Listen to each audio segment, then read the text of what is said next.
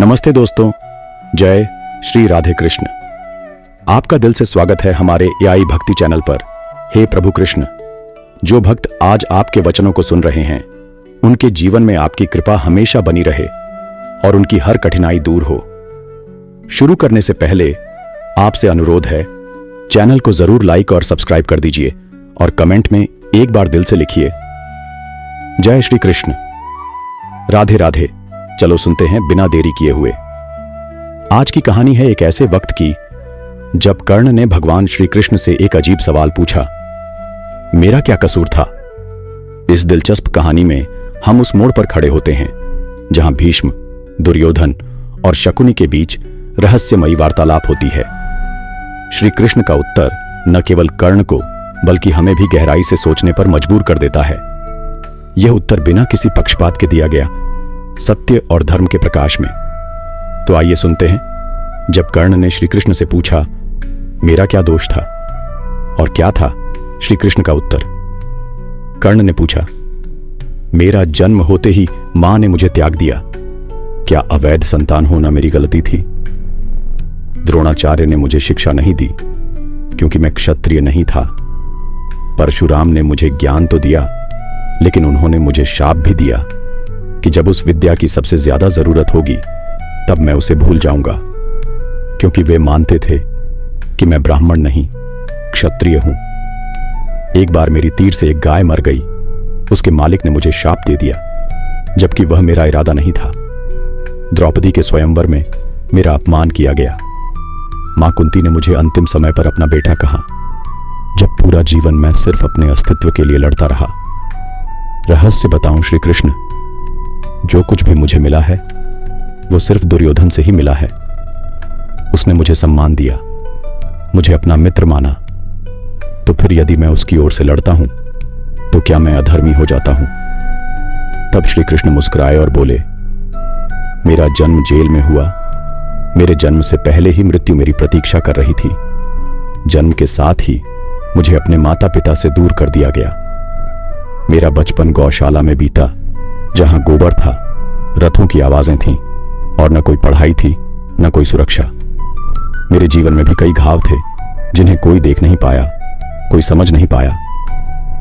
मुझे उनका त्याग करना पड़ा जिससे मैंने प्रेम किया। मैंने पूरे समाज को यमुना तट से उठाकर सुदूर समुद्र के किनारे बसाया ताकि उन्हें जरासंध से बचा सकूं। मुझे रणछोड़ कहा गया, लेकिन क्या कोई समझ पाया कि वह त्याग नहीं, युक्ति थी। यदि दुर्योधन जीतता है तो तुम्हें खूब तारीफ मिलेगी, और अगर युधिष्ठिर जीत गया तो मुझे क्या मिलेगा? मुझे तो बस इस लड़ाई और इसके बाद वाली दिक्कतों का दोषी ठहराया जाएगा। एक बात याद रखना कर्ण, हर किसी की जिंदगी में मुश्किलें आती हैं। जिंदगी किसी से भी इंसाफ नहीं करती।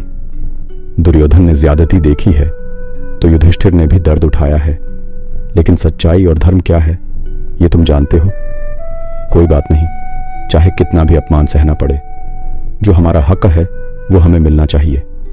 असली बात यह है कि जब कठिनाई आए तो तुम कैसे उसका सामना करते हो। सच्चा पुरुष वही है जो कठिनाई में डटा रहे और सही मार्ग अपनाए। इसलिए रोना छोड़ो कर्ण। जिंदगी हमेशा न्याय नहीं करती, लेकिन इसका अर्थ यह नहीं कि तुम अन्याय को चुन लो। तुम्हारा मूल्य तुम खुद तय करते हो, परिस्थिति नहीं। श्री कृष्ण की बातों में न कोई दंड था न उपदेश, सिर्फ सच था। कर्ण बोले, हे वासुदेव, क्या देर से मिला सत्य अधर्म से बचा सकता है? श्री कृष्ण ने अलौकिक स्वर में बोले, सत्य देर से भी मिले तो भी वह सत्य ही होता है, और जब अंत करीब हो तो सबसे जरूरी होता है अपने अंत को धर्म के साथ लिखना। दोस्तों, इस रहस्यमयी वार्ता के अंत में कर्ण ने श्री कृष्ण से माफी मांगी और कहा, आपका उत्तर सुनकर मैं हिल गया प्रभु। आपने मेरा दृष्टिकोण ही बदल दिया। दोस्तों, इस संवाद में केवल कर्ण नहीं बोल रहा था, वो इंसान बोल रहा था जिसे जीवन ने ठुकराया, लेकिन जिसने फिर भी पूछा, क्या मेरा कोई कसूर था? और श्री कृष्ण का उत्तर हर युग, हर समय, हर दिल के लिए है। तो याद रखिए, जिंदगी हमेशा न्याय नहीं करती, लेकिन हमारा रास्ता तय करता है कि हम कौन हैं। कर्ण की पीड़ा हो या श्री कृष्ण की नीति, धर्म का रास्ता अंततः विजय दिलाता है। तो दोस्तों, क्या वाकई कर्ण दोषी था या वो बस नियति की एक कठपुतली था? नीचे कमेंट में अपनी राय जरूर बताइए। और अगर इसने आपके मन को छुआ हो तो वीडियो को लाइक करें, चैनल को सब्सक्राइब करें और शेयर करना ना भूलें। आपका समर्थन हमारे लिए बहुत मायने रखता है।